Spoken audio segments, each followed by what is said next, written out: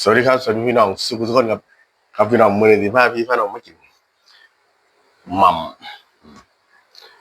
มาต้องกินงานมื้อนี้เอาไว้ง่ายนี่แหละมีหม่ำไข่ปลากับหม่ำเนื้อมาน้ำเนี่ยครับแกมลูกโดดด้วยเผ็ดผักเหล่าได้แซ่บมาเลยมาพี่น้องมาเป็นตาแซ่บตัวนี้ของแซ่บอยู่กับผู้หมัก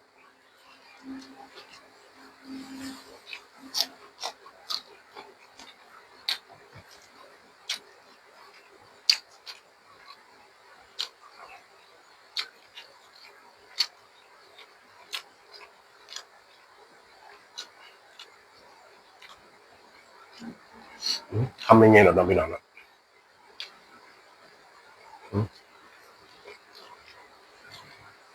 อืม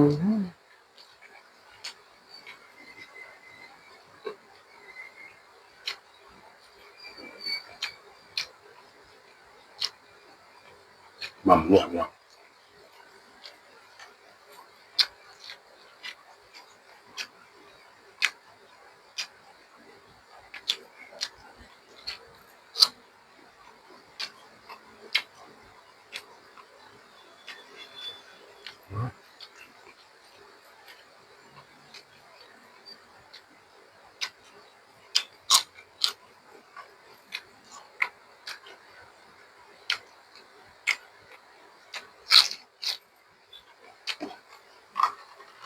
มีพระเอกมาน้ำเนี่ย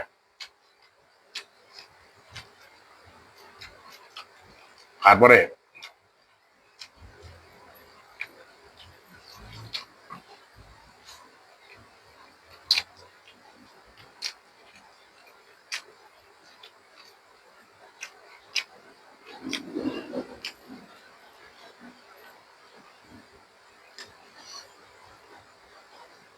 โอ้ตายพี่น้อง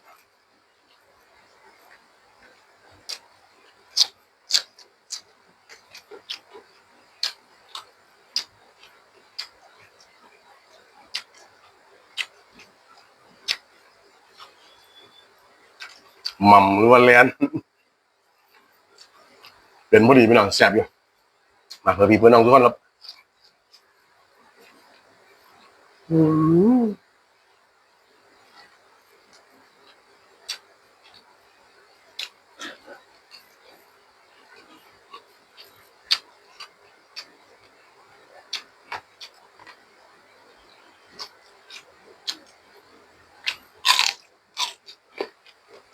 อืม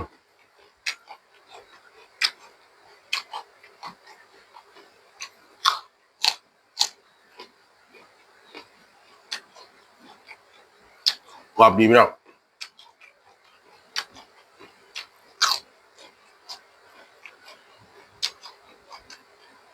ผมอำลำนี่ดิ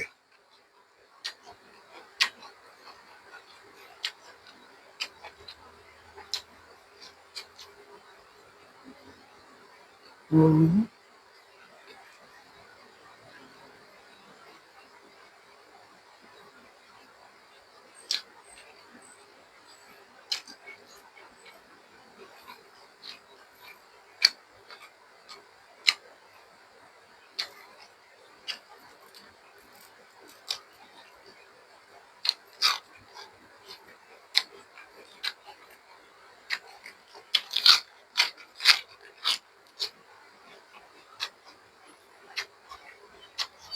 เรื่องหม่ำไข่ปลาเรื่องหม่ำเนี่ย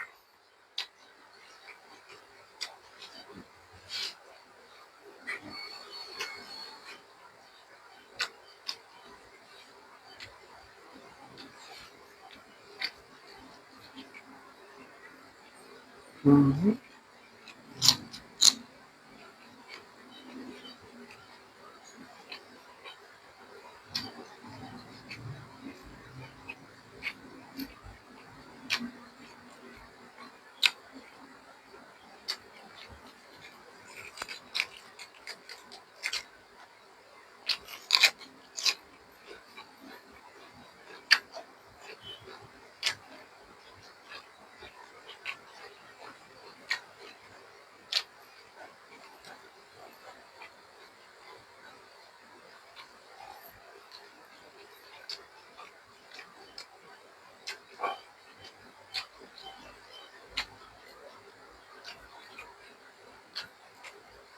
หาผ้าขาวผ้าหนามากินน้ำกันครับ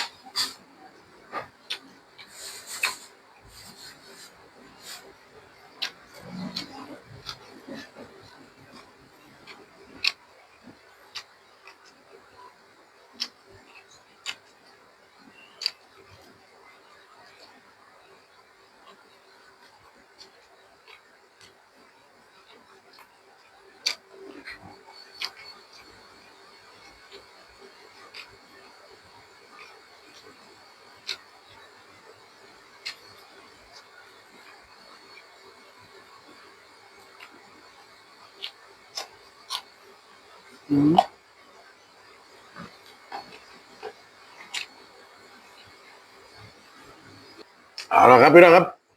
โอ้แซ่บคักมื้อนี้ฝากพี่ตัวน้องกับเมนูหม่ำหม่ำรัวแลนของเพิ่งไว้เตรียมทานอะไรเงี้ยเขาขอบคุณสำหรับการติดตามรับชมครับพอกันไม่คิดหน้าสำหรับคลิปนี้สวัสดีครับ